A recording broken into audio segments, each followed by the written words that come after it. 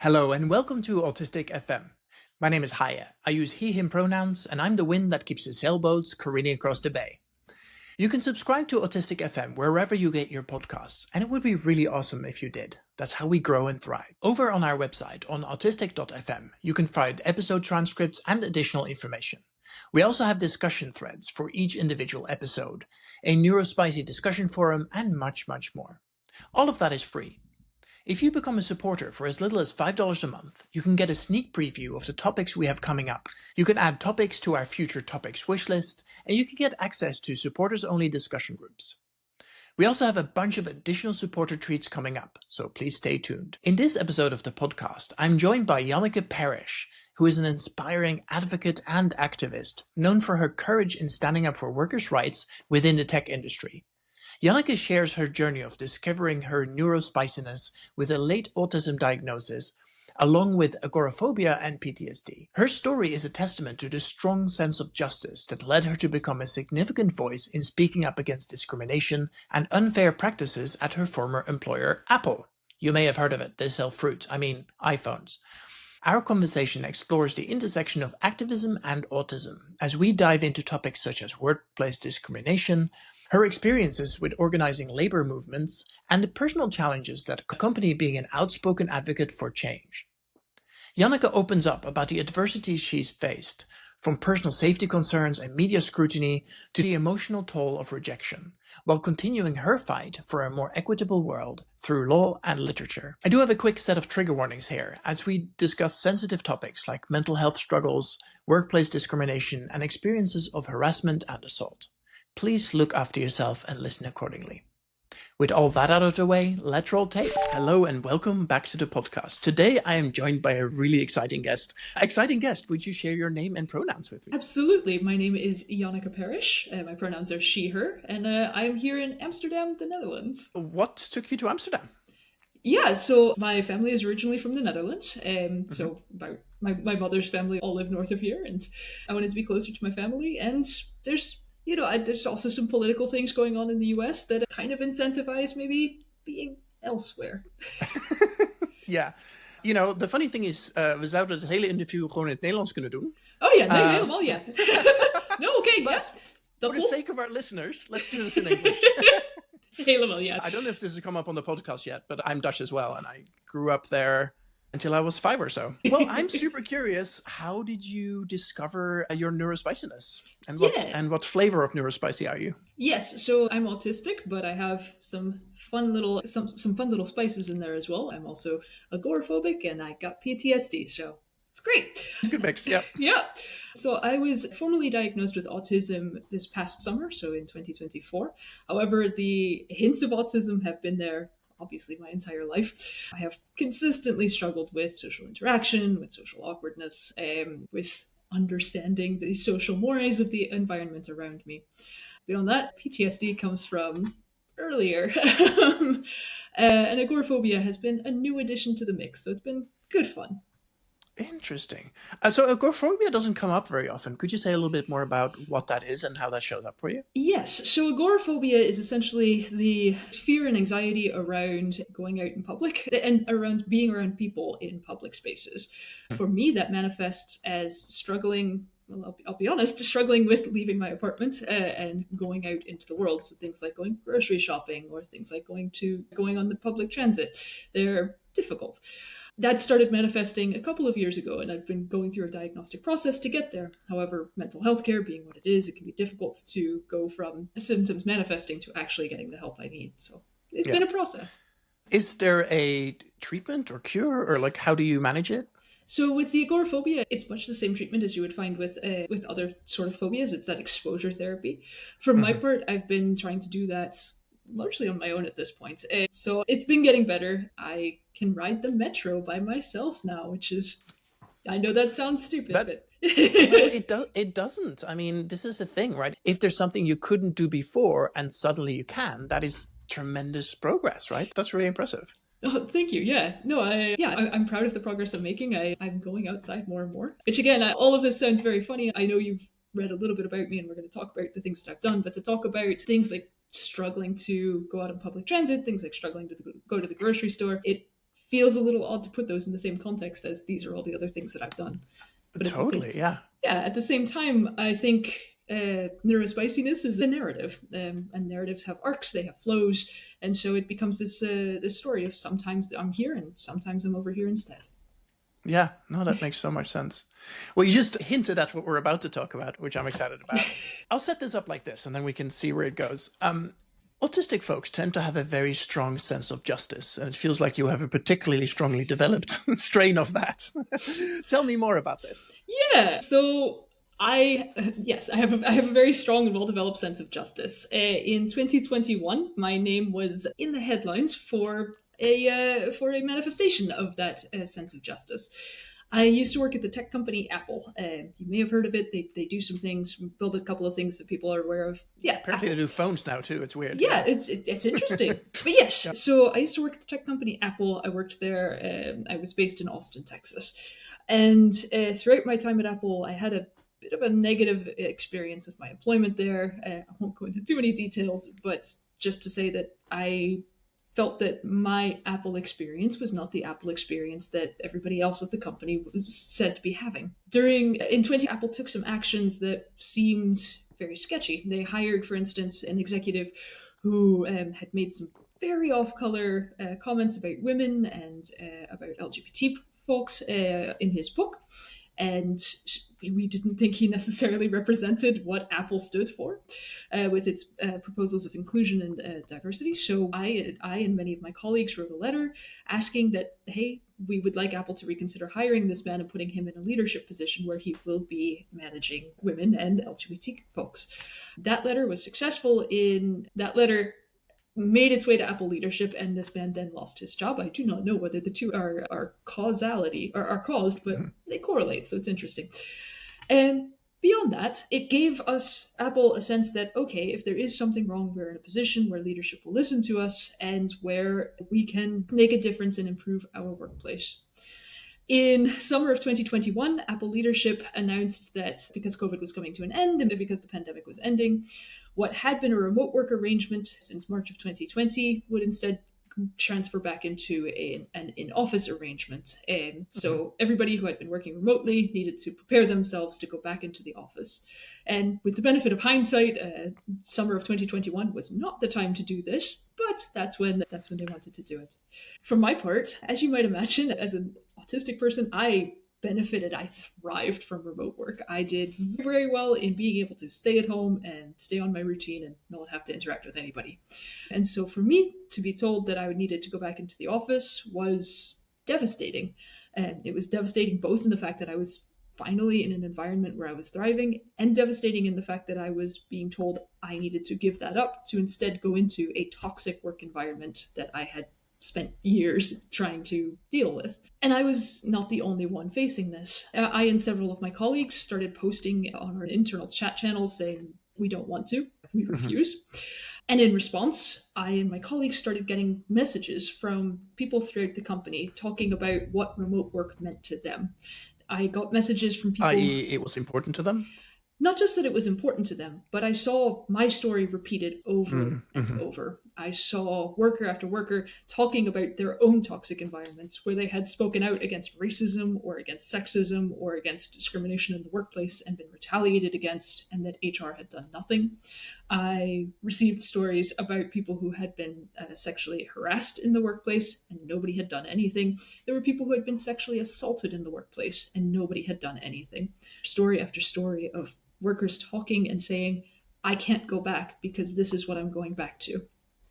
In the face of something like that, you can't sit idly by. You can't say, okay, but Apple leadership said we need to go back and I'll lose my job if I don't, but I guess I'll just go back because I need a job. You can't. The moral and ethical thing to do at that point when you're confronted with the reality that your story is not in isolation, that lie that you've been told that your story is an aberration, it's a lie. And when you have that revealed, you have to do something. So I want to pause very briefly yes. there because I want to hear the rest of the story. There's two things I kind of want to double click in for a moment. Yes. One is many people do sit idly by. Yes. Right? And so the interesting thing is you emphatically saying you have to, well, that isn't true for everybody, right? And I think we're getting to the crux of the autism piece here. Because I'm like that too. A few weeks ago, I live right by a train line. I heard this horrifying crash, and this train had run into this SUV. And I saw it happen. It was horrible. But I'm also first aid trained, and I was a first responder. And I was like, well, I'm going to be the first person there. So I grab my first aid kit, run outside, run downstairs, and try to drag this guy out of the car, right? But afterwards, I was like, why did I do that? Like, why? And I had exactly the same response as you. Like, I can't not. I would feel, I couldn't, like, even thinking about it now, I feel literal pain in my body at the thought of not doing something. It's like, but you have to. And I saw that happen with your face just now when you're telling the story. Like, you have to do something, right? No, exactly. Yeah, absolutely. So the thing I really wanted to double click on was like, what was that feeling in you when you were sitting, should I do something or should I not? Can you describe the feeling? Yeah. So I also want to say thank you so much for helping that person. You absolutely did the right thing. And you're right. I think most people would just stand idly by or gasp and not know what to do, but you absolutely did the right TikTok thing. Live or whatever. Yeah. But no, to go back to your question, there wasn't a decision. Like there wasn't a question in my mind that the right thing to do at that point was to act, was to do something, to speak out, to share that these stories, none of them, not a single one, existed in isolation, even though we had all been told that we were each in isolation, that we were an isolated incident that wasn't representative. No, it is important, it is vital that people who are suffering and struggling know that they are not alone in that theirs is not the only story that says that rather there is an entire community that exists in solidarity with them and understands fundamentally what they are going through because they have each gone through it themselves. Part of why my workplace at Apple was so toxic was because early on in my career at the company, I had seen an instance of discrimination. One of my managers discriminated against one of my colleagues and expected me to go along with it and expected me to engage in that discrimination and to share in it and to benefit from that discrimination. And I said, no. I instead let the manager know, no, I'm not going to do this. I let HR know that this had happened. And in response, I had been retaliated against. My complaints against HR, my complaints to HR had been swept under the rug, and my life became a living hell. And so, again, to know that was happening over and over, why would I ever let anybody go through that process? Why would I ever let that repeat systemically if I knew that I had the power to do something, to say something? It would be wrong not to. And so I did. I and my colleagues, we wrote an open letter to Apple leadership detailing why remote work meant so much to us. We detailed how we would make it work, why our teams work just fine with remote work, and sent that to Apple leadership. And in response, we got a deeply condescending video from the vice president of HR telling us, one, that our concerns meant nothing, and that this was the decision that had been made, so that was it. Also that our concerns about COVID meant nothing, which again, in hindsight, is very funny. But it sent the message that if we were going to change this, if anything about this situation for any of the workers that we'd spoken to were just going to change, it would need to be us that did it. We would need to take that on ourselves. And so that's what we did. Over the course of the next couple of months, I and my colleagues went on to start what became the Apple II movement, where we spoke to the press, we spoke out about our experiences, we spoke out about what we were doing and why. We kept writing open letters to Apple leadership, we kept getting ignored. We started using the avenues that Apple had set up to communicate with leadership, and we started flooding them with our questions. We made sure that we were heard, not only by leadership, but by the other workers, to know that they were not alone, that none of us were alone in this.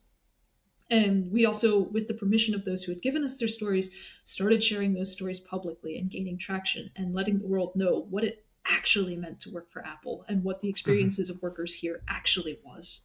In response to all of this, Apple fired me, and I have alleged that is illegal, and that allegation is coming to trial in hopefully very soon. We'll see.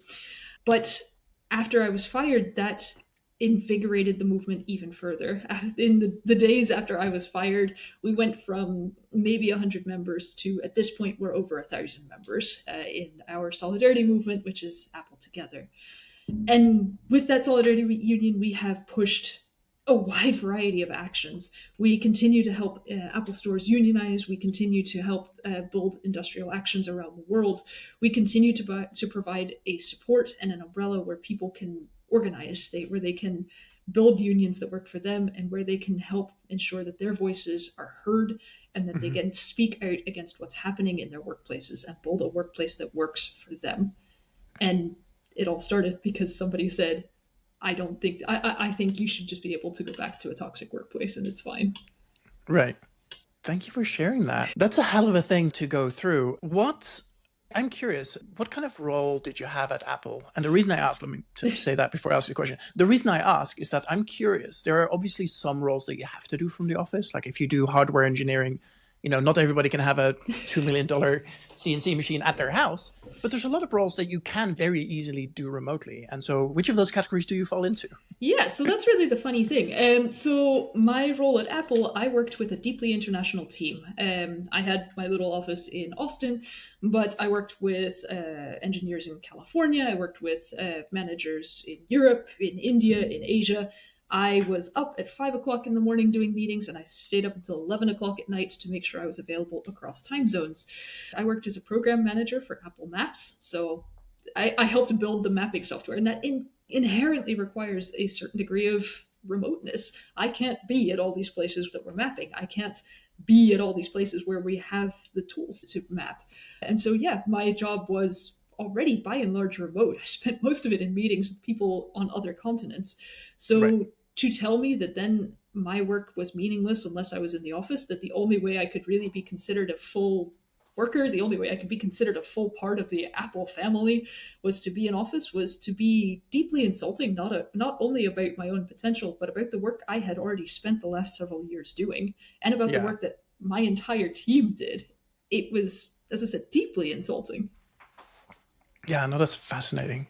And what happened then? Is that still what you're working on, or is that kind of blown over? And yeah, so Apple Together is still very much active, and if any of your listeners are interested in joining, we welcome all non-managerial Apple workers. So if you work at an Apple store or anywhere in Apple, feel free to look us up. Beyond that, I actually went to law school.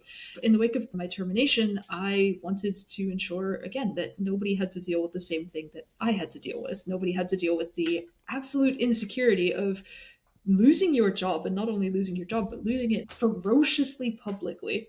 The day after I lost my job, if you Google my name, you see there's New York Times articles, Guardian articles, NPR articles. My name was on the front page of every major news outlet in the United States, and then more around the world. It's a deeply intimidating position to be in when you have lost your job and do not know what the future holds.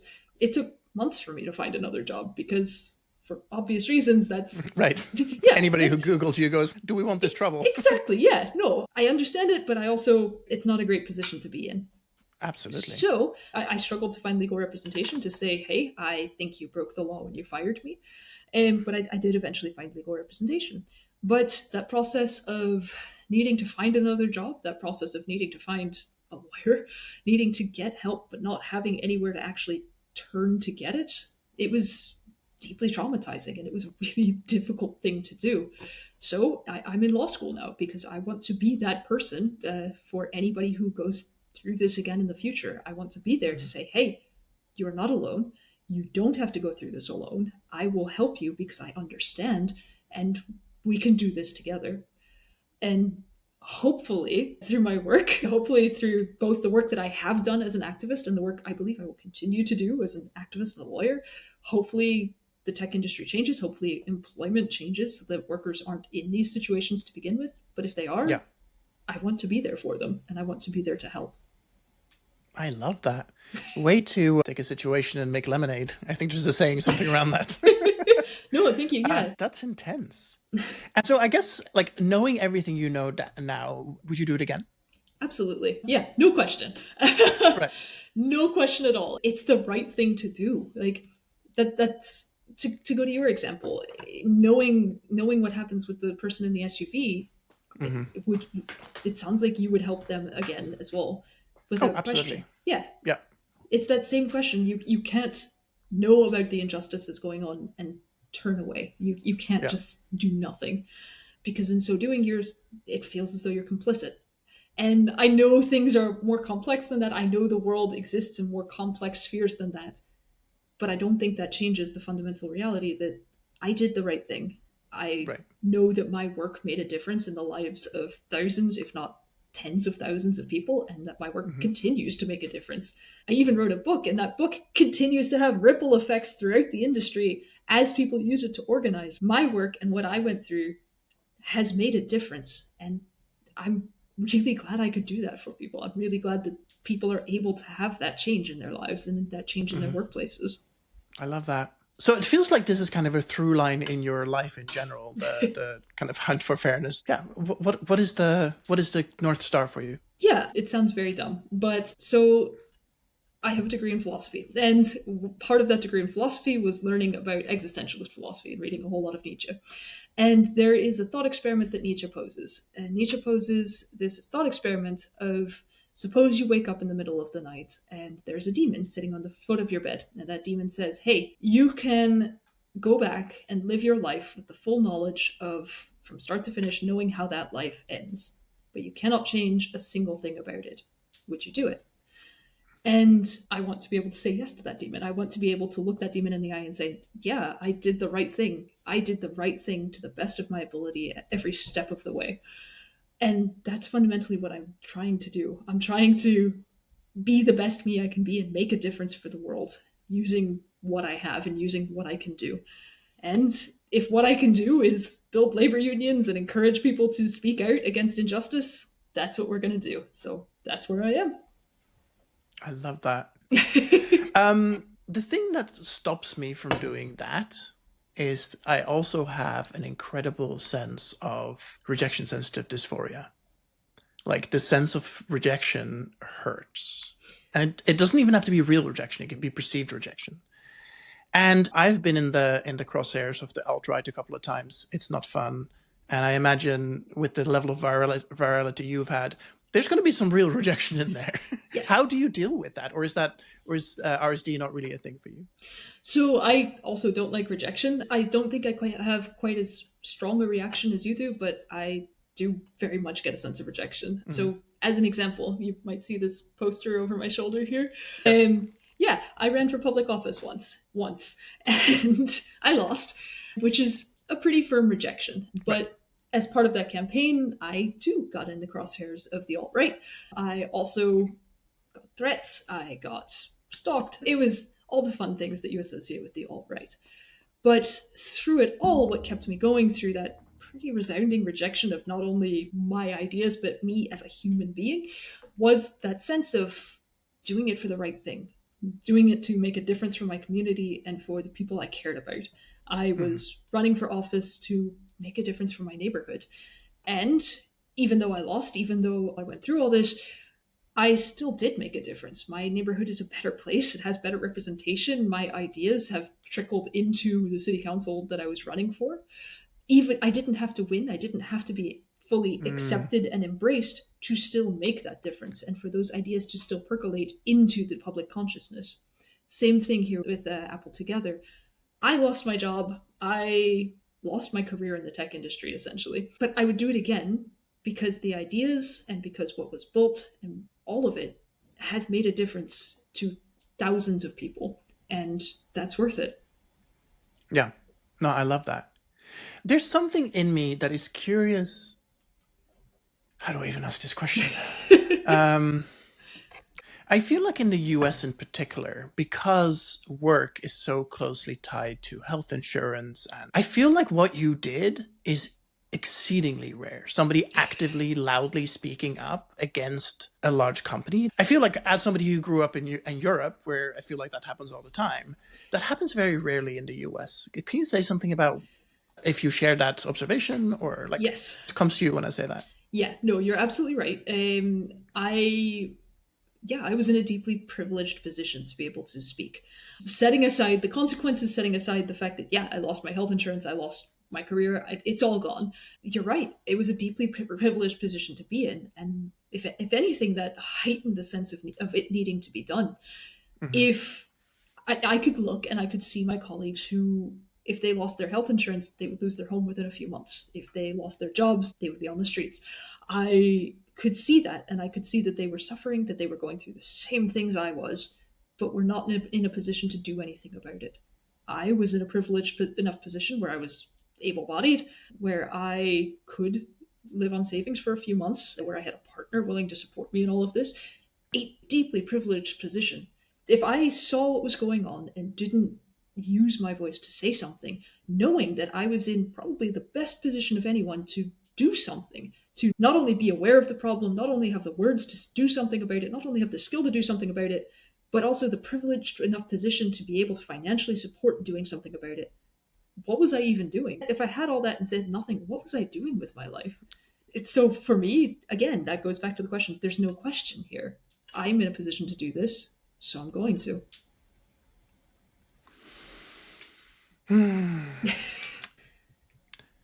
I got fired for a job for standing up for DEI. I'm so sorry. No, it's a terrible thing. And it's interesting because I did a mistake because the way I spoke up was incredibly sweary. And so they fired me for the swearing, which went into a newsletter to God knows how many hundreds of thousands of people, which wasn't great. But would I swear as much? No. Would I stand up? Absolutely. And yeah, I lost a job over it. And with that job, I lost a lot of the exposure. So my consulting business is not doing nearly as well as it was before. And so it's all like connected, right?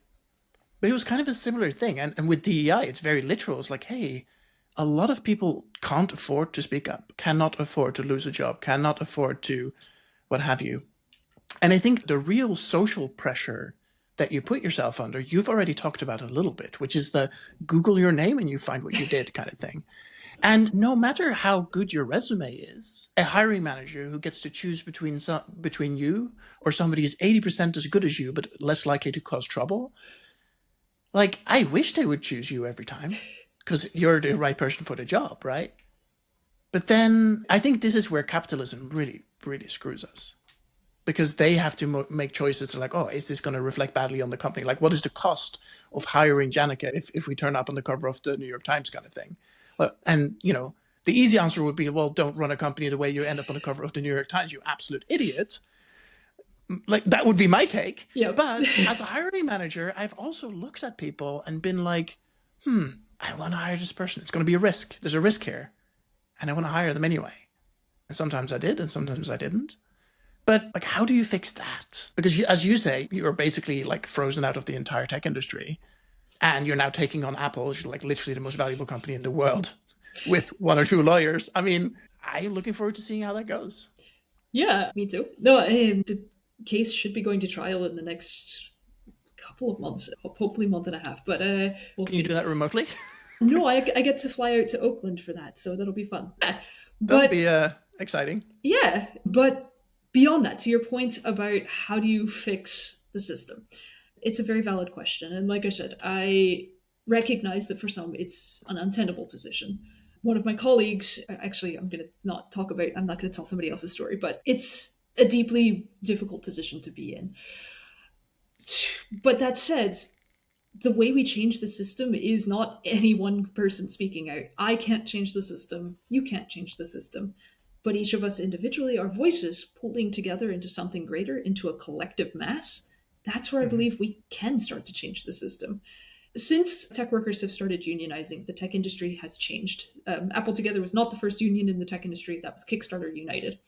But from Kickstarter United, that sparked basically a movement. From Kickstarter United, you get things like the Alphabet Workers Union, you get Amazon unionization efforts, you get Apple Together, you get all these smaller unions that are inspired by that original core idea that, hey, we can change this. And you have companies changing in response to those unions. You have companies being more aware of unions and being more receptive to the idea that their workers' words matter prior to actually going to unionization efforts. Any one person involved in any one of those unions couldn't have made this change happen. But each of us standing on each other's shoulders, each of us supporting each other, we've rebuilt the tech industry into something that is more receptive to workers, or at least was prior to AI coming for engineers' jobs. But that said, that's how movements roll. We build, we support each other, we exist in solidarity, and in so doing, we build something that is greater than any one of us could do on our own. It takes time, it takes sacrifices, it takes patience, but it can be done. I am a huge tech nerd, right? I think tech is ultimately a force for good. And there are some really disturbing things happening right now, which, Yes. like the level to which Uber is foaming at the mouth to get robotaxis is scary, Yes. right? The number of people who drive, and I'm not saying that driving around for a living isn't necessarily a fun job that shouldn't be done by robots. Maybe robots are better at this and should be doing those jobs. I think this touches the union question, really. It's like, what do you do with people in a world where if you follow the money, which is what we do by living in the current society, everybody who does anything that could be done by a machine will get their job done by a machine. And for a while there, we thought that office workers were kind of safe from that, and then AI stormed in and destroyed a lot of jobs that way. Like being a freelance illustrator right now is it's not easy. Do you have any thoughts about what? I don't even know what the question is. What? Help.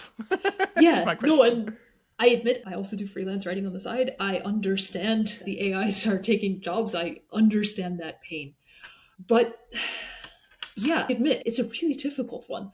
For my part, there's a melancholy about not being in tech anymore. Like, it was a stable job, and obviously I'm sad that there's an entire group of people who do not like me. But there's also, I liked being able to build something that made a difference for people, and I liked being able to be in the room where decisions were made about how that tech would influence people. For a map, I know that's different. Like, a map it seems fairly harmless, and without going into the details of everything I did in my job, which I can't because of confidentiality, there's a lot of depth into what you map, how you map, what you decide to map, what you decide not to map, how you route, things like that, that ultimately reflect a certain view of humanity and how we should present ourselves to the rest of the world. And so for my part, that's one thing that I see unions and general labor activism doing. It's helping ensure there's a human in the room helping design these things with humans in mind, that they're built with empathy, that they're built with an understanding of what they're going to impact and why that matters. It's why I think there needs to be more workers willing to speak, why there need to be more workers willing to take that chance and say, hey, this is not okay and we can do better. It's a deeply scary place to be. And yes, especially right now where people's jobs are rapidly becoming obsolete in the face of AI. But it's, I think, even more vital than ever to speak and to make sure that there's a human in the room helping keep humanity's interests in mind as we move into an AI revolution. Yeah, no, that's fascinating. And I think the interesting thing is, I remember when the story broke, because I was a tech journalist at the time. I didn't write about you, but I was very close to the action. And sorry, my brain just went completely in a different direction, which is No not worries. helpful at all. Wow. Oh, yeah. So sorry. No Sometimes worries. my brain just goes off on a different thing. Yeah, no So worries. what happened there was that I said I didn't write about it, but then I remembered who had, and then I remembered the conversation I had with them about this, and they were like fiercely, and I was like, so my brain was just off in memory land for a moment. I hope it was a flattering conversation, at least. It was a really flattering conversation. Yeah, I appreciate it. And the thrust of the conversation was, this is interesting because Apple has an image of being this soft, fluffy, stands up for people's rights, has high security, looks after its users together, right? It's a very well-crafted outer veneer. And so this was really the first time, and it's, if you're listening to this, Janneke is shaking her head, but this was the first crack in the veneer, really, in many years.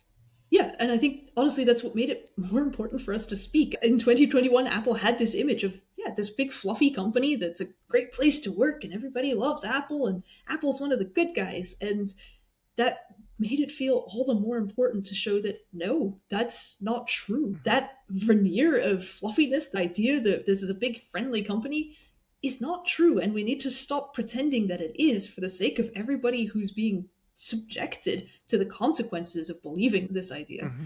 It made it so important to speak and to make sure that we were heard. Absolutely. What if somebody comes to you and says, hey, I've spotted something at my work, I think I should say something. What advice do you give them? First, I want to emphasize I do get that pretty frequently. People reach out to me. Yeah, all the time. And I want to be clear, if people do have that question, they are welcome to reach out. I'm very accessible and I'm happy to help in any way I can. The advice I give is, first and foremost, to make sure they are safe, to make sure that, okay, if you want to speak out, make sure you take some steps, that if you lose your job, you are okay, that you have health insurance, that you have savings, that you will be okay. Beyond that, I ask them essentially, okay, what is it that you want to accomplish? And keep that goal in mind. If that goal is, I want to form a union, great. Here are some steps that you can take. These are the steps I recommend. If that goal is simply, I want to let a journalist know what's happening, okay, here are some of the contacts that I recommend you reach out to. These are some of the trusted contacts that I still speak to.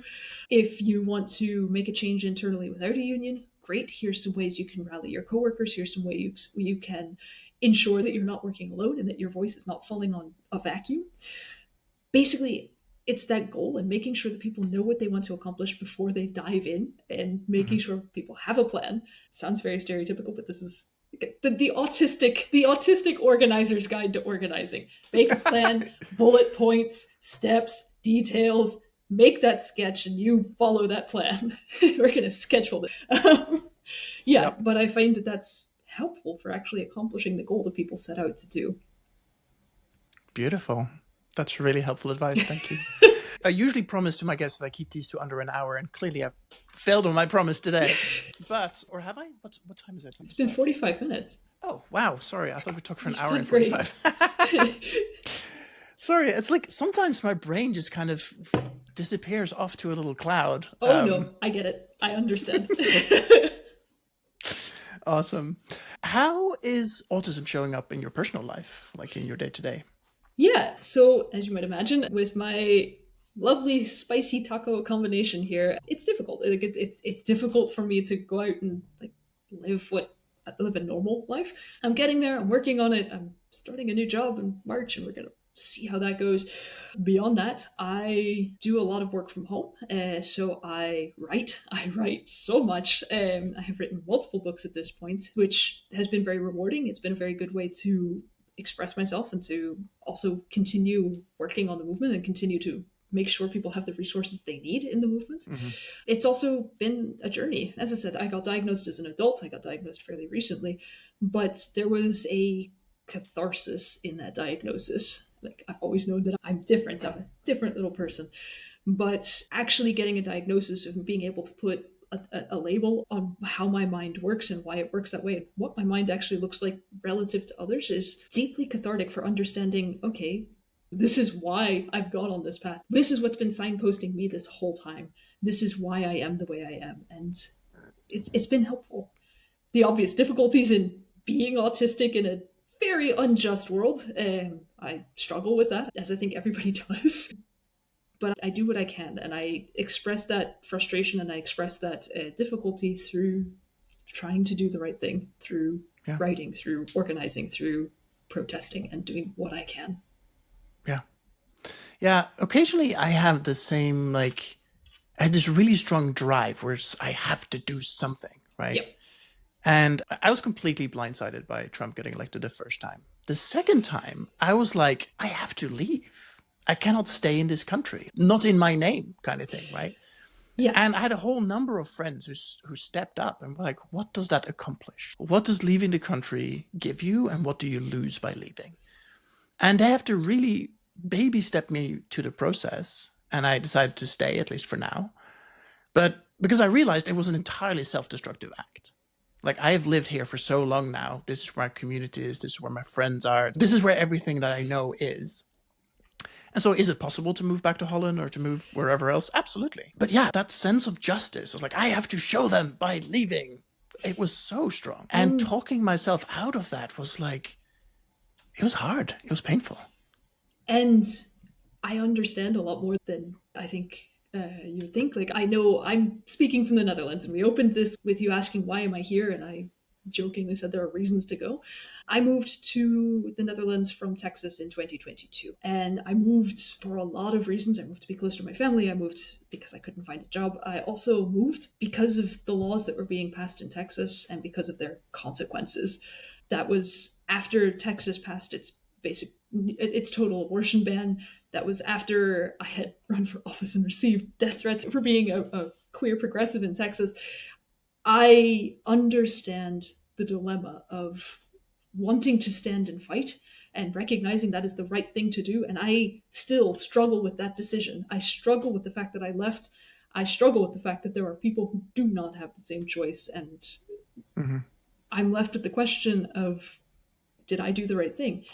To which my answer is that at the point that I felt that I was in personal danger, at the point when I worried that the threats would come true, when I worried that I would wake up to the reality that was in the messages that I received, at that point, that to me is what shakes that sense of justice. It's that recognition of this is actively a threat to my life and my safety.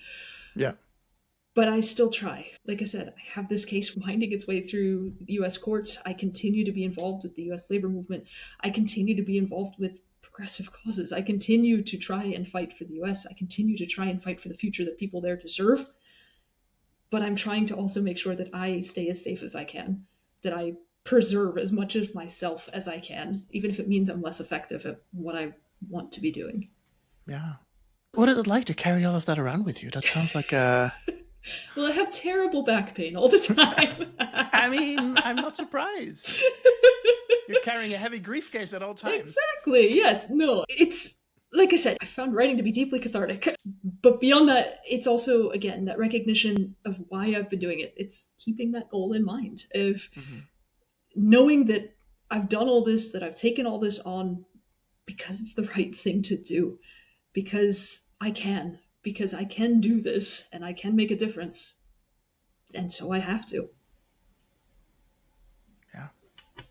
This has been a surprisingly hard episode to record, because every time you say something, it reminds me of after my diagnosis, or after I'm not diagnosed yet. After I got basically self-diagnosed as autistic, and then I started working with my therapist to replay a bunch of really difficult situations in my life that now only make sense because I understand that my brain is different. And a lot of there were dozens of instances. Some of them we talked about before, we couldn't make sense of them. It's like, why did I react like this? Don't know.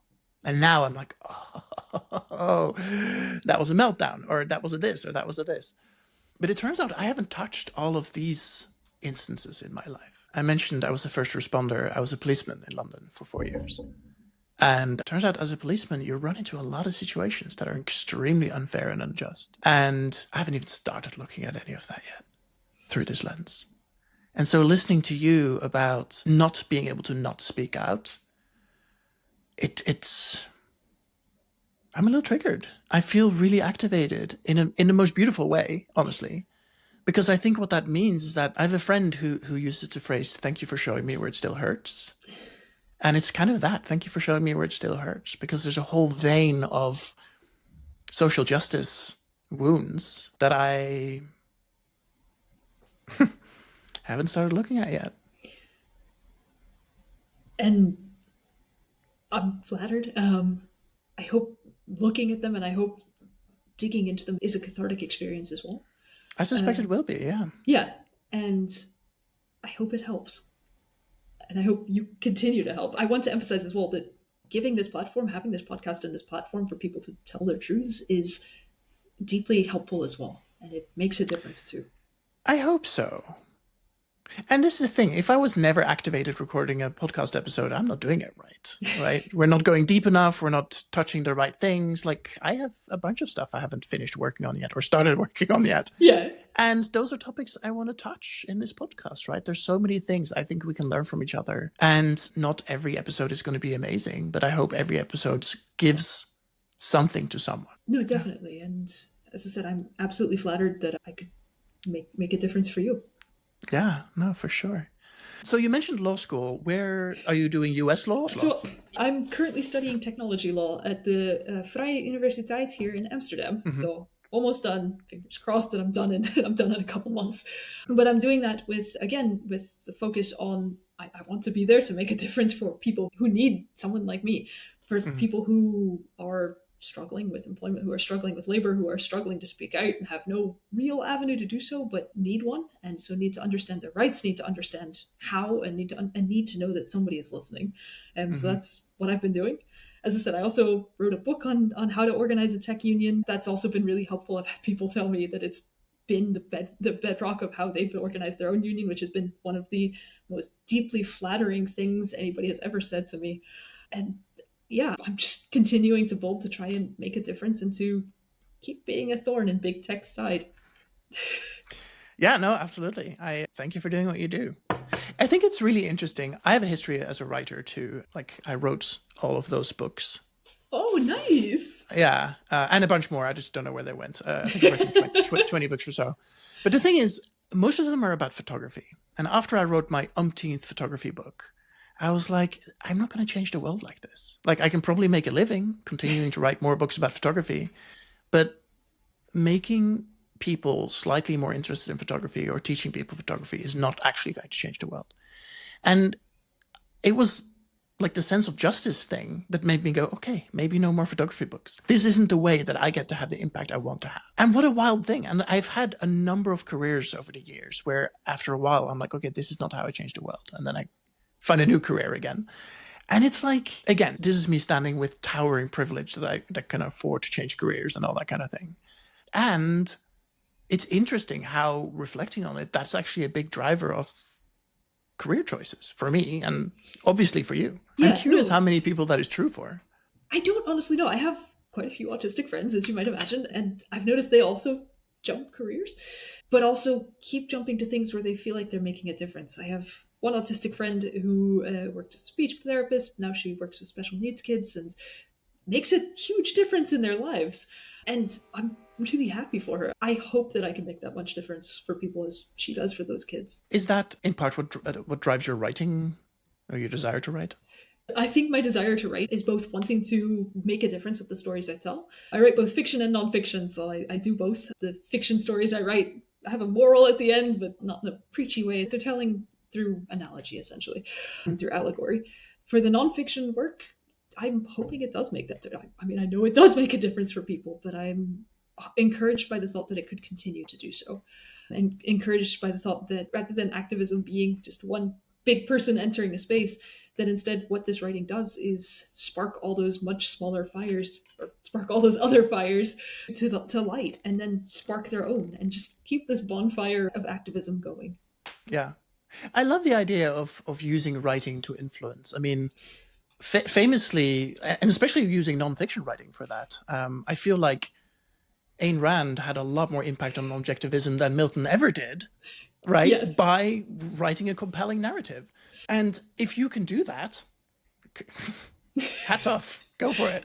Yeah, I feel it's a perfectly true thing that I think a lot of autistic people express themselves better in writing than in speech. Like, you can already hear that I'm struggling a little bit to find words, but writing gives me the chance to express myself fully and authentically in a way that still gets across the point I'm trying to make. So for me, I wrote my first book when I was 4 and have not stopped writing since. So yeah, this is, for me, this is part of how you change the world. Yes, speaking is helpful, and yes, doing interviews like this and speaking publicly and speaking my truth is helpful.